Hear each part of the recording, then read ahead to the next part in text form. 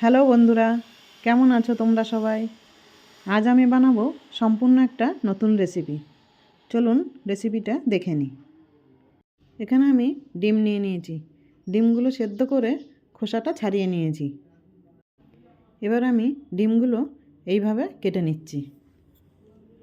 ডিমের সাদা অংশটা আমি টুকরো করে কেটে নিচ্ছি। সব ডিমগুলো কাটা হয়ে গেছে। এবার আমি কড়াতে তেল দিয়ে দিচ্ছি। তেলটা গরম করে কেটে রাখা ডিমের টুকরোগুলো দিয়ে দিচ্ছি। সামান্য হলুদ দিয়ে ডিমগুলো আমি ভেজে নিচ্ছি। ডিমগুলো ভাজা হয়ে গেছে, এবার আমি তুলে নিচ্ছি। এই তেলের মধ্যেই দিয়ে দিচ্ছি 1 চামচ রসুন কুচি, আর দিয়ে দিচ্ছি আদা কুচি, আর দিয়ে দিচ্ছি 2-3টে কাঁচা লঙ্কা কুচি। একটু নাড়াচাড়া করে এবার দিয়ে দেব টুকরো করে কেটে রাখা পেঁয়াজ, আর দিয়ে দিচ্ছি টুকরো করা ক্যাপসিকাম, আর দিয়ে দেব টুকরো করা টমেটো। এবার কিছুক্ষণ নেড়ে নিচ্ছি। আর দিয়ে দেব স্বাদমতো নুন। দিয়ে দিচ্ছি 1 চামচ সয়া সস, আর 1 চামচ টমেটো সস,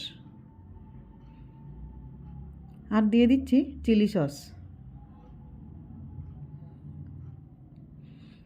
আর দিয়ে দেব 1/2 চামচ গোলমরিচ গুঁড়ো। কিছুক্ষণ নাড়াচাড়া করার পর দিয়ে দেব কর্নফ্লাওয়ার, আমি জল দিয়ে গুলে রেখেছি, আর দিয়ে দিচ্ছি ভেজে রাখা ডিমগুলো, আর দিয়ে দিচ্ছি কেটে রাখা কুসুমগুলো। আরও কিছুক্ষণ নেড়ে নিচ্ছি। এবার দিয়ে দেব কুচনো পেঁয়াজ কলি, আর দিয়ে দেব ধনেপাতা কুচি। দেখো বন্ধুরা, ডিমের এই রেসিপিটা রান্না হয়ে গেছে। এবার আমি এটা সার্ভ করে দেখাচ্ছি।